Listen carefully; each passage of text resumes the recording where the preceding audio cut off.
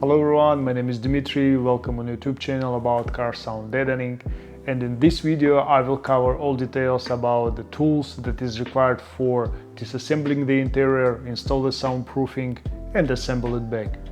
In the first part I will cover only the minimum tools that you need to do and you can do it at home, and in the end I will provide all tools that you need to make a soundproofing as a professional. Number one is a plastic removal.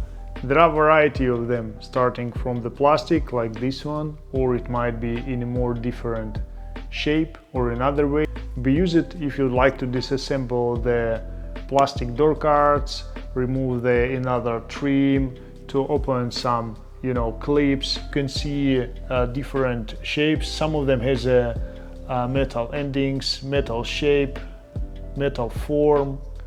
So all of them, the purpose of using all of them is to help you to remove the plastic components of your interior and disassemble it without breaking any clips.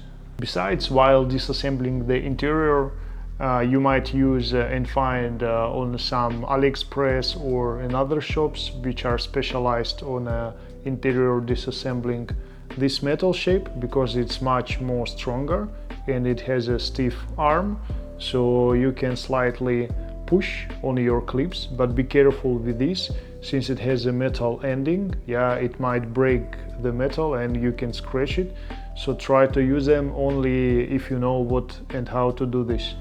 As a second tool while disassembling, or it's a kind of portion of the tool that you use with a ratchet, it's a long Torx or Phillips screw for your ratchet screwdriver, which is important and which you can use while disassembling, especially the plastic door cards, when there is a bolt is sitting like in a depth and you need to connect it with your screwdriver. So this is a set number 2 that likely you would like to use and you will need it. Other series of tools that you likely would need, this is a manual ratchet. You can use an automatic one or electric one, it's up to you.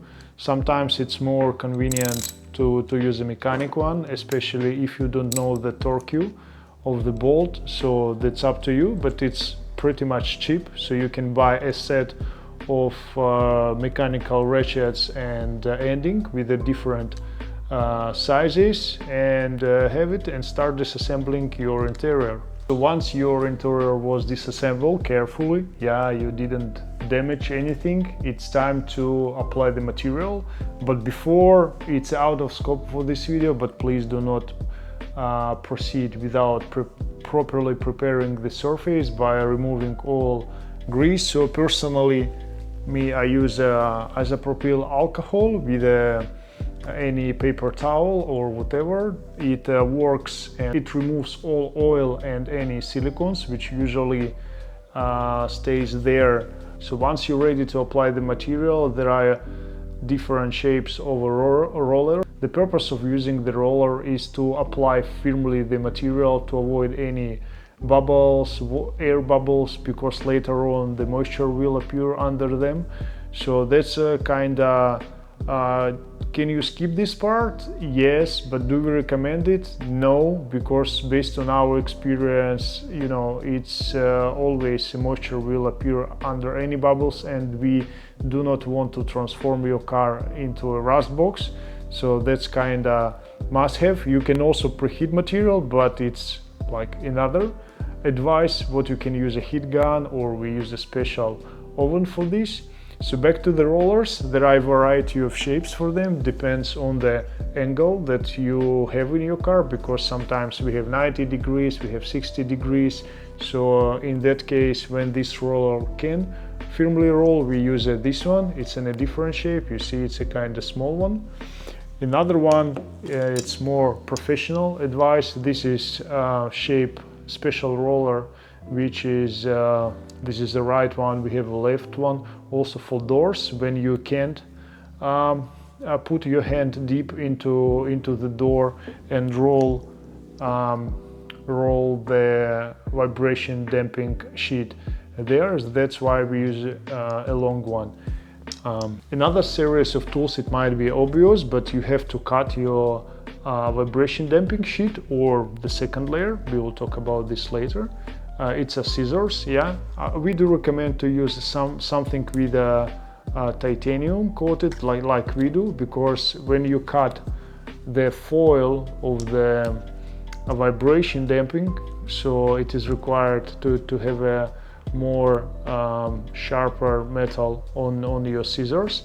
So that's why, if you have, it's also not expensive, so you can buy it in a Bunnings or whatever. Another one, it's a knife, yeah. So you can use a simple one like this one. So be prepared and buy spare details for this one, because the foil of the vibration damping has a from 100 microns. In our case, sometimes it's 150, so you have to change it pretty often. And or something like this, it's a more professional one, it's a Chrome. So, but there are also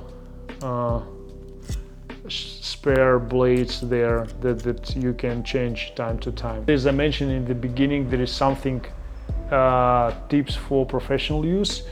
Very often, and I would say every time, while you are applying a vibration damping for your metal panels in your car, you have a series of connectors, you have series of clips holes. So sometimes people do this sometimes people do this via just a typical knife. It's very easy in this case to damage the metal, so be careful. Personally, we use a tool like this one. So firstly, it makes round holes, so it looks more professional, yeah, and you can predict where would be the center. There is these connectors could be changed to something smaller or bigger. This is just like a most commonly used size. Another one, while you're disassembling the whole interior, it's really easy to miss or misunderstand where these bolts or connectors or clips were connected with. So I do recommend to buy a box like this one. So you have a series of small boxes inside. It's a transparent one, yeah, so and you can put with a marker here the address where from what is the source of this bolt or clips. Later on you can just remove it easily with some degreaser or whatever, but it saves you time. And the last one, it's also not so obvious, but while working in the car, sometimes you make a different movements, left, right, something might fall. So to keep a bolts in the one place, we do use this magnet basket.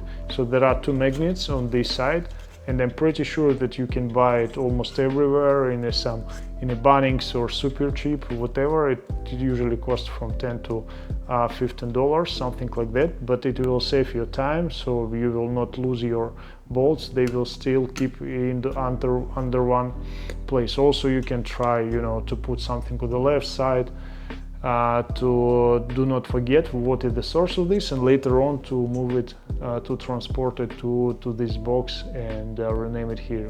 As you can see on this wall, more tools that I provided for you, because if I started, it would be probably, even 20 minutes. Why do you need this? All cases are unique. So if you like this video, please subscribe, or let me know if you need a reference or information about what tools do you use, or maybe you use another one. Feel free to provide any comments, and stay tuned and soundproof your cars.